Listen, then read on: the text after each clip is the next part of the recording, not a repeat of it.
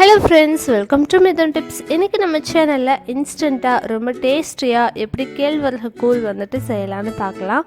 ஆடி மாசம் ஸ்டார்ட் ஆக போகுது. ஸோ கண்டிப்பா எல்லார் வீட்லயும் இந்த கேழ்வரகு கூழ் செய்வாங்க.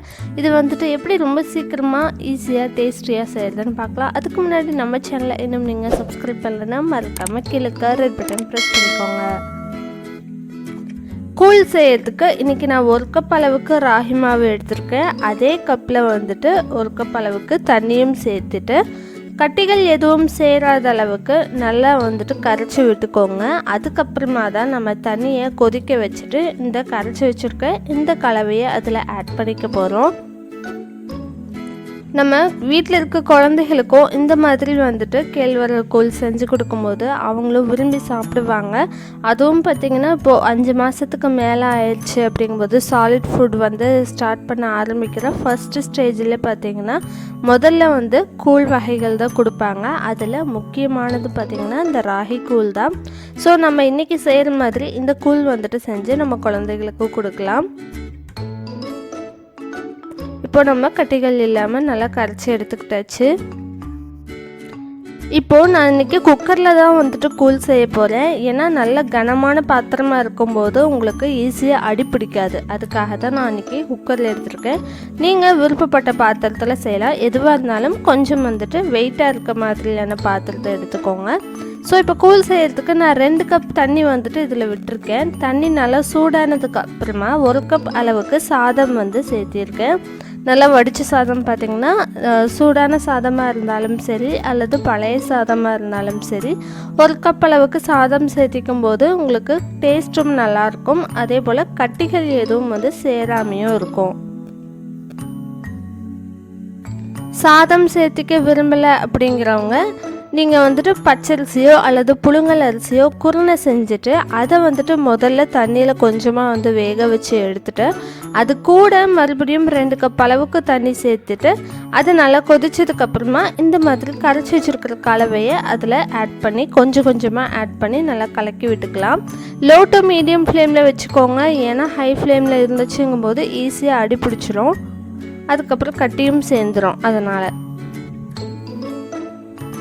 இப்போ இது கூட நான் ஜஸ்ட்டு வந்துட்டு ஒரு 4 to 5 ட்ராப்ஸ் வந்து தேங்காய் எண்ணெய் சேர்த்திருக்கேன். நீங்கள் வந்துட்டு நெய் கூட ஆட் பண்ணிக்கலாம். ஏன்னா உங்களுக்கு நல்லா வந்துட்டு கட்டிகள் சேராமல் இருக்கிறதுக்காக இந்த தேங்காய் எண்ணெய் வந்து ஹெல்ப்ஃபுல்லாக இருக்கும். அதுக்கப்புறமா இந்த ரெசிபிக்கு தேவையான அளவுக்கு உப்பும் சேர்த்திக்கலாம். இப்போ பார்த்தீங்கன்னா ஓரளவுக்கு கெட்டியாயிடுச்சு. ஆனாலுமே இன்னுமே பார்த்தீங்கன்னா கலர் வந்துட்டு நல்லா ப்ரௌனிஷாக சேஞ்ச் ஆகணும். நீங்கள் தண்ணியில் கை நனைச்சிட்டு அதுக்கப்புறமா இந்த மாதிரி கூழில் தொட்டு பார்க்கும்போது அது ஒட்டி இருக்கக்கூடாது. இப்போ எனக்கு வந்துட்டு லேசாக ஒட்டுது. இன்னும் ஒரு 5 minutes விட்டோம்னா இன்னும் கொஞ்சம் நேரத்தில் நல்லா வந்துட்டு குக் ஆகிடும்.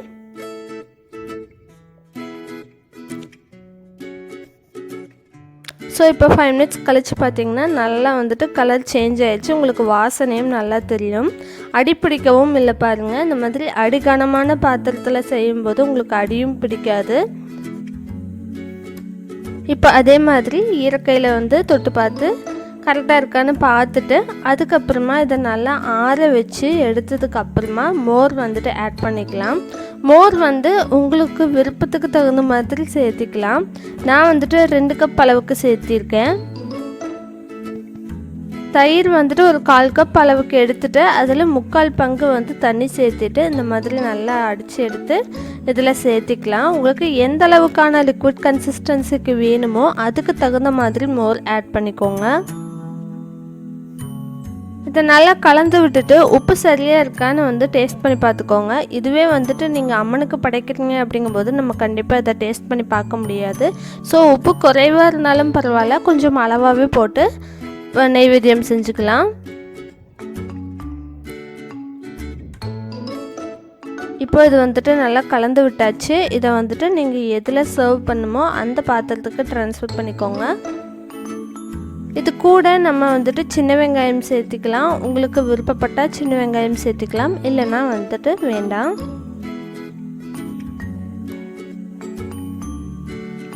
இப்போ நம்ம மோரும் சேர்த்திருக்கிறதுனால அந்த சாதமும் சேர்த்திருக்கனால இதில் வந்துட்டு டேஸ்ட் ரொம்பவே நல்லாயிருக்கும். ஃபைனலாக கொஞ்சமாக சின்ன வெங்காயம் நல்லா பொடியாக நறுக்குனது நான் சேர்த்திருக்கேன். இதை குழந்தைகள்லேருந்து பெரியவங்க வரைக்கும் எல்லாருமே சாப்பிடலாம். முக்கியமாக வெயிட் லாஸ் பண்ணணும்னு நினைக்கிறவங்க வெறும் வயிற்றில் இது சாப்பிடும்போது பசி தன்மையை கொஞ்சம் குறைச்சிரும். அதே போல் நல்லா எனர்ஜெட்டிக்காக இருக்கிறதுக்கும் ஹெல்ப்ஃபுல்லாக இருக்கும். இந்த ராகியில் பார்த்திங்கன்னா ஃபைபர், கால்சியம், புரோட்டீன் எல்லாமே அதிக அளவில் இருக்கிறனால நம்ம உடம்புக்கு ரொம்பவே நல்ல நன்மைகளை கொடுக்கக்கூடியது. ஸோ கட்டாயம் உங்கள் வீட்லேயும் செஞ்சு பாருங்கள். இந்த ரெசிபி உங்களுக்கு பிடிச்சிருந்தா ட்ரை பண்ணி பார்த்துட்டு எப்படி இருந்துச்சுன்னு சொல்லி கீழே கமெண்ட் பண்ணுங்கள்.